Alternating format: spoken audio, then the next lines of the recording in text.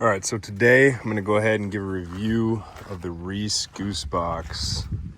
I have officially towed with this thing twice now, so I think it's time to give it a review.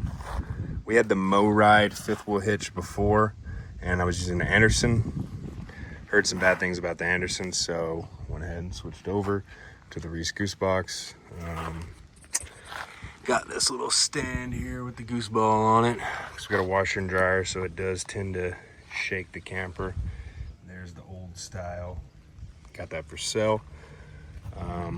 But yeah, so going over it, it is definitely a game changer. Saves you a lot of room. You no longer have to store that big chunky Anderson hitch. You don't have to store a fifth wheel hitch. You get your bed back now, which before I had a gooseneck only, but you get to keep just your gooseneck ball, keep your bed. You get the B&W turnover hitch, so that's nice. Get my whole bed flat, and yeah. So I played around with the air. It's got the built-in shocks and then the airbag in there. I personally find with this 43-foot fifth wheel that I like it at about 30 psi, right around there. Yeah, I had it a little lower. It seemed to kind of take a lot of that weight, so I added some air and it seems a lot better. Yeah, I like how the safety chains here kind of tuck up there. There's a little spot for them. Super easy to install.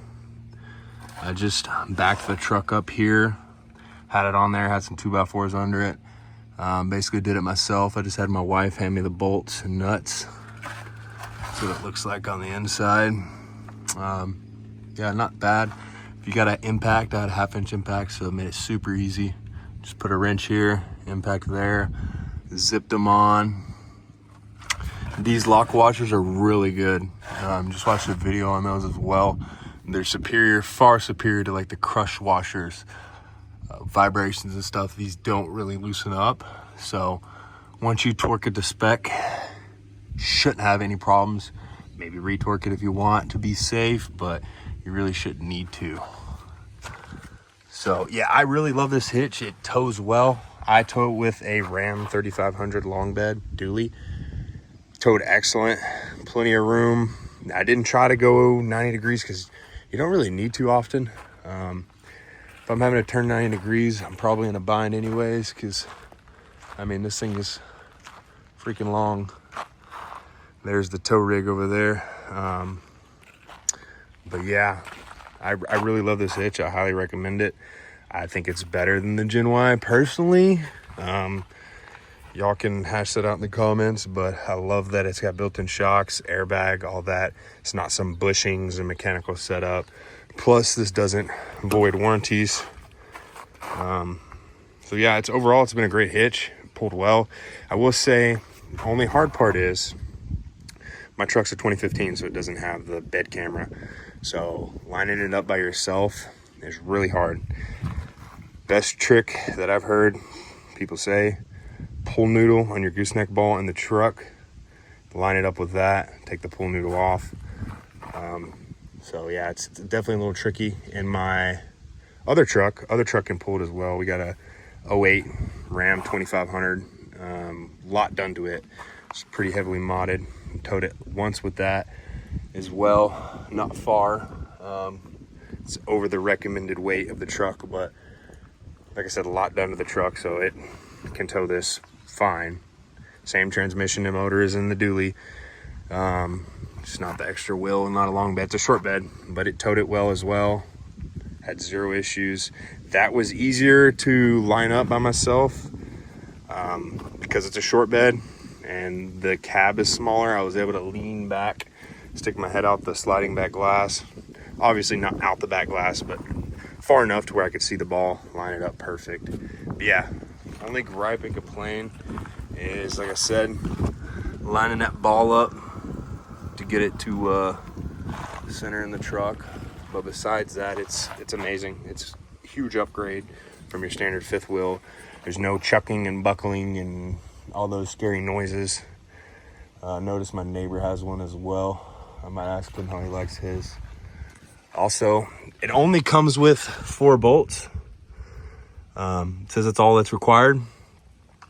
I had these from my mow ride, and yeah, I went ahead and put the extra 4 bolts in.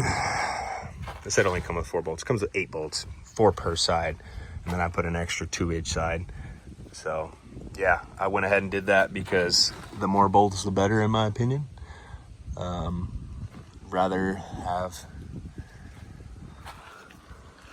the most I can holding that sucker together. But yeah, just, there's a mounting hole for that already, so mounted the breakaway cable there. Everything's super easy. Got my wire tucked in here. Yeah, overall 10 out of 10. Highly recommend. If you're thinking about doing it, just spend the money, right? If you already have an expensive fifth wheel, spend the fucking money. Get the Rease.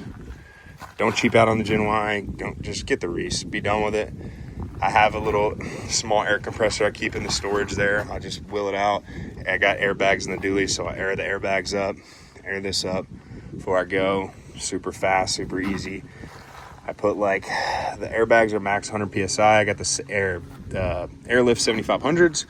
I put like 30 in those. It really doesn't even need that much because it's already a 3500. It doesn't really squat to begin with, but I put a little air in those, put some air in this, and yeah, it's good to go. I actually probably need to let some air out of this. I haven't since we moved. We just got here. Haven't been here that long. But yeah, if you're thinking about it, just buy it. You won't regret it. You're gonna need some tools, obviously, to get those bolts in there, but yeah, super easy to install. Just do it. It is heavy though. It is extremely heavy. Pretty big guy, work out and stuff, so I was able to muscle it up in there, but you can really let the truck and camper do a lot of the work. I like kind of lowered the camper on there, had this lined up, and it kind of slid into place. And then you can kind of, once the bolt holes are closed, you stick like a breaker bar or something in there, kind of fight it to get it perfectly lined up. And once you get the bolts through, it's easy. It is hard to get all these lined up. And this is the newer one that works with like all the pin boxes. So yeah, there's a million holes on the inside of there. I'll show you that real quick. Yeah, there's a ton of holes and configurations for all sorts of different boxes, but yeah,